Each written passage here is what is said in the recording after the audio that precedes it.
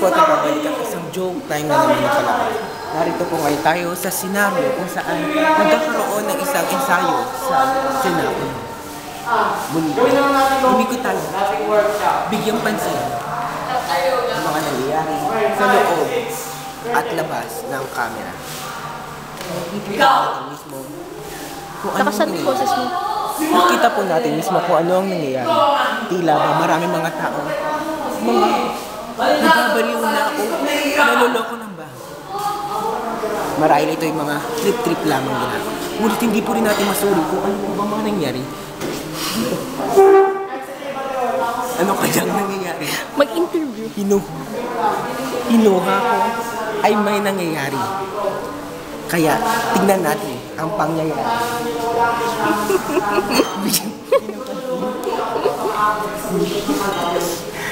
Ano ito sabi? Cut.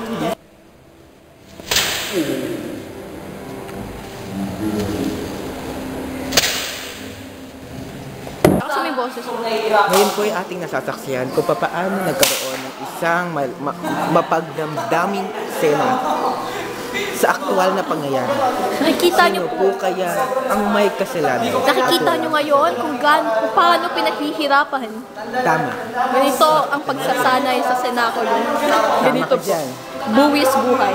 Buwis buhay na po. O ano naman, natin kung ano nangyari sa eksena.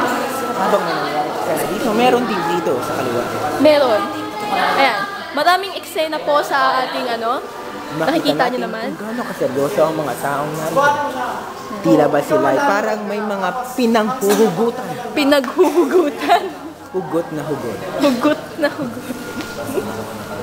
Ayan na. Ayan, nag-o-orient na naman po sila kasi parang kulang ang drama. Kailangan dapat feel na practice. Napaka-exciting na po ng mga eksenang ating natutunghayan. Mamaya-maya matutunghayan na rin natin ang pagpapako sa krus.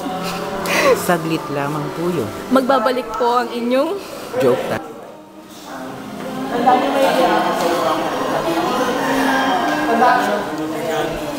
Kala ko sa madali lang. Day, uwi rin ako ha. Uwi rin ako. Yan po ang mga ganapin. Sundan po natin kung ano. Tungayan po natin sa bangga. Dito sa sinata kasi may gagawin kayong pag sinabi, lumanap ng kapahan, pamamali sa pagpasa. Ano nang nangyayari? O yun. nasa mga parte. Nandito ako katabi mismo. Nandito ako sa likod ng mga Go! Simula tayo sa Marami ba dyan mga chismosa? Ano ba i-interviewin kung sino? Dito na pala.